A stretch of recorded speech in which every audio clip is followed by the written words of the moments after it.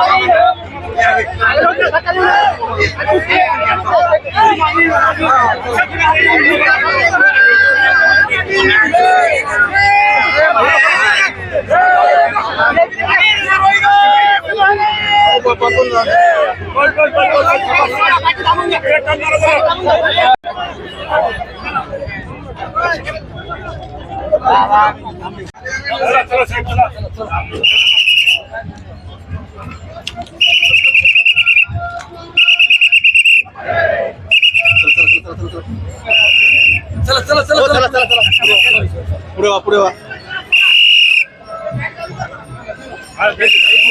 अरे भाई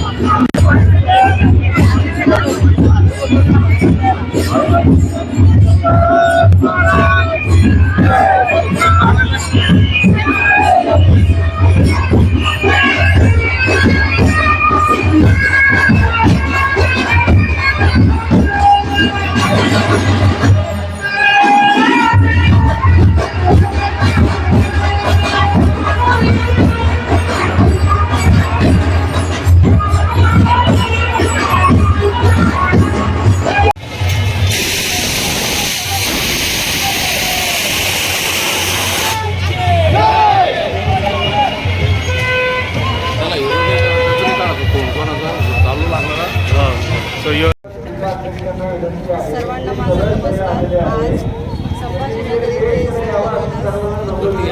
जयंती अत्यंत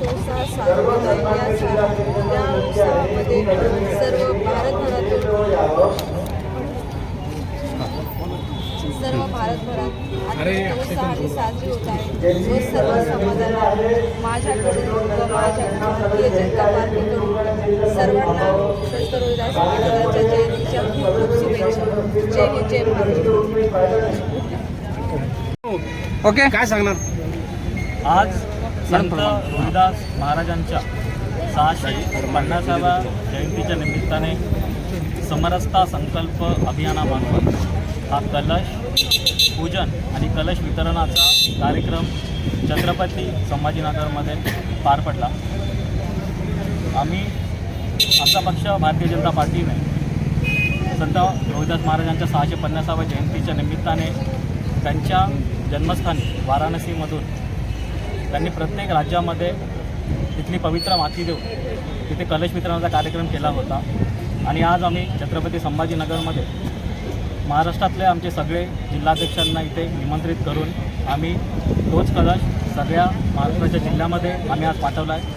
आणि तो प्रत्येक जिल्ह्यामध्ये जाऊन प्रत्येक जिल्ह्याच्या आमच्या मंडळामध्ये तो कलश जाणार आहे. आणि तिथून तो जास्तीत जास्त लोकांपर्यंत पोहोचवून या कलशाच्या मार्फत आणि या कार्यक्रमाच्या मार्फत संत रोहिदास महाराजांचे जे पवित्र विचार होते, समरसता, समता, बंधुता, न्याय, हे त्यांचे जे विचार होते ते जास्तीत जास्त लोकांपर्यंत कसे पोचतील याच्याबद्दल हा कार्यक्रम केला.